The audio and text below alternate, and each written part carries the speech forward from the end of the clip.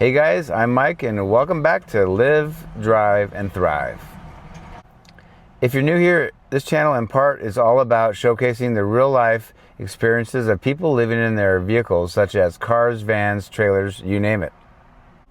Today we're diving into one of the most important and honestly one of the most stressful topics in car living, that is legal and safety concerns. They're not exciting, but they're very important. Let's start with the big one, which is it even legal to sleep in your car? The answer is it just depends. In some cities it's totally fine, in others it's not. You could get a knock at your door at 2 a.m., possibly a ticket or even asked to move. This has happened to me more than a few times, especially when I first started. So my advice is to research the laws in the areas that you're sleeping in. Some cities have anti-vehicle dwelling ordinances, hard word to say, especially in more urban or tourist-heavy spots. One tip I've learned the hard way is don't draw attention to yourself. Keep your windows covered, don't blast music or leave your lights on, and make sure your car looks parked, not camped in. And before we go, I was going to tell you my routine and how maybe you can use some of this. Basically, the area that I sleep in is very close to everything I do in the night. So my routine is I have a grocery store that's very close to where I sleep. So I go there, I'll get a salad or whatever. If I'm working the next day, I'll get my lunch for the next day at work.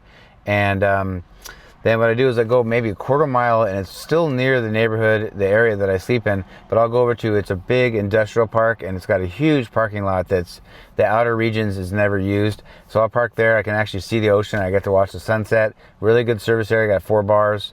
And I'll just sit there and I'm waiting for it to get dark. So in the winter, it's much earlier, of course. In the summer, I have to wait longer. But you don't want to go sleep generally set up in a public area when it's light. So I wait till it's dark.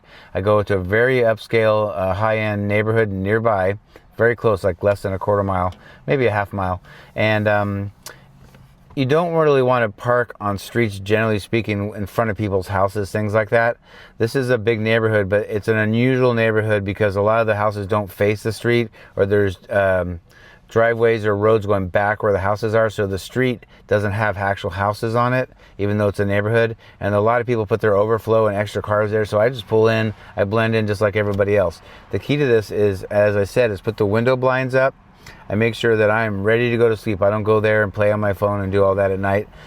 So I pull in my spot, I put my window protector in there, I make sure everything's off and dark, and I crawl in the back.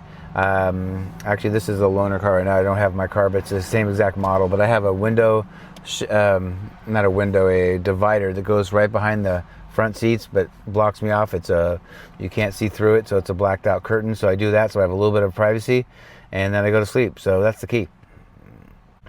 And normally I talk into the camera. I just want to let you know that I write down extensive notes on this stuff so that I don't forget it. So a lot of them I read because I don't want to miss information. So if you see me looking away from the camera, that's why. And so lastly, on this point that I'm making, the less noticeable you are, the less likely someone is to call it in or question you. I found that low profile equals low hassle. All right, now onto safety. If you're living in a car, especially alone, location is everything. Avoid dark alleys, remote pull-offs, unless it's BLM land, or sketchy neighborhoods. I always try to park where there are other people around. Think places like 24-hour gyms, hospital lots, or streets with residential traffic, but not too much foot traffic. Okay, speaking of safety, let's talk about the police. If law enforcement approaches your vehicle, be respectful, stay calm, and know your rights. In most places, if you're parked legally and not disturbing the peace, they can't just search your vehicle without probable cause or your consent. But again, laws vary, and if you're in a city where sleeping in your car is illegal, it usually is best to comply and just move. So don't forget that car living is not just about avoiding trouble, it's about thriving. That means being proactive, keep your registration, license, and insurance current. Also keep your vehicle in good running condition. If your car breaks down and if it's your home, you're in a really tough spot. Think ahead, keep emergency supplies on hand, or maybe even have a small backup plan in case you need to stay elsewhere for a night or two. I do this all the time. I carry lots of extra water and have some food in case I ever were to break down or get stuck somewhere, or even have to hike out if I was broken down somewhere remote. All right, that's it for today's topic. This is just the first of 8 in this series. I know it's not the most glamorous side of car life, but it's one of the most important parts. If you've had any experiences, good or bad, navigating legal or safety challenges while living in your car, drop a comment below. Let's help each other out. And don't forget to like, subscribe, and share if you enjoyed this content. And until next time, I'm out.